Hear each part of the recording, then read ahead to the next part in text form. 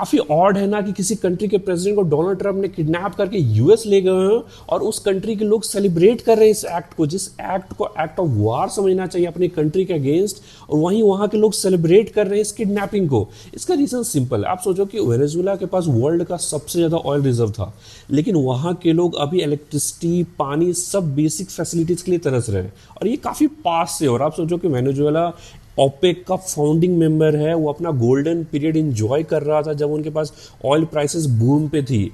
मडूरो से पहले हुगो सावेस नाम के वहाँ के प्रेसिडेंट थे जो काफ़ी सोशलिस्ट पर्सन थे, और उनके प्रेसिडेंट बनने से पहले भी वेनेजुएला अपना गोल्डन पीरियड एंजॉय कर रहा था। वो जब आए उन्होंने सारे जो ऑयल के बेनिफिट्स थे सारे वेलफेयर पे लगा दिए, स्कूल्स में लगा दिए, लोगों को मेडिकल फैसिलिटीज़ में लगा दिए, लोगों को बांटने में लगा दिया। उन्होंने एक बार भी ये नहीं सोचा कि ऑयल अभी है, फ्यूचर में नहीं होगा, ऑयल के प्राइसेस अभी बूम पे हैं, फ्यूचर में नहीं होगा, हम फ्यूचर में क्या करेंगे और क्या खाएंगे।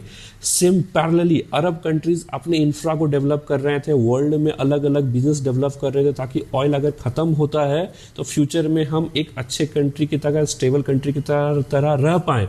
लेकिन वेनेजुएला ने उनसे कुछ नहीं सीखा, उन्होंने टोटली अपनी इकोनॉमी पे ऑयल पे ही डिपेंडेंट रखा, और जैसे ही ऑयल के प्राइसेस गिरना स्टार्ट हुआ वहाँ का सारे वेलफेयर चीज़ों के लिए पैसे ख़त्म होने लगे। ठीक है, अब लोग गवर्नमेंट के एंटी होने लगे। 2012 के लगभग हुगो सावेस की डेथ हो जाती है, 2013 में मडूरो प्रेसिडेंट बनते हैं, और 2014 में पूरे वर्ल्ड में ऑयल की प्राइसेस क्रैश कर जाती है।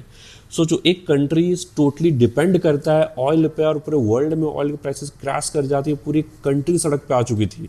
और उसी समय मडूरो एज ए प्रेसिडेंट क्या करते हैं, इकोनॉमी को सुधारने की जगह वो अनलिमिटेड करेंसी को प्रिंट करने लगते हैं, और इतने करेंसी प्रिंट करते हैं कि करेंसी की वैल्यू उस पेपर के वैल्यू से भी कम हो जाती है। एक कप ऑफ कॉफी के लिए पूरे मंथ की सैलरी लग जा रही थी, लोगों को ब्रेड लेने के लिए बैग भर भर के कैश ले जाना पड़ रहा था, हॉस्पिटल्स में कोई सर्विसेज नहीं, सुपरमार्केट में कोई आइटम्स नहीं, जितनी भी मॉडर्न फैसिलिटीज थी सब वहां टैबू बन चुका था। ऐसा नहीं है कि वेनेजुएला के पास कोई सॉल्यूशन नहीं था, आपके पास वर्ल्ड का सबसे बड़ा ऑयल रिजर्व है, आपके पास हमेशा एक विंडो रहता है अपनी इकोनॉमी को ठीक करने का।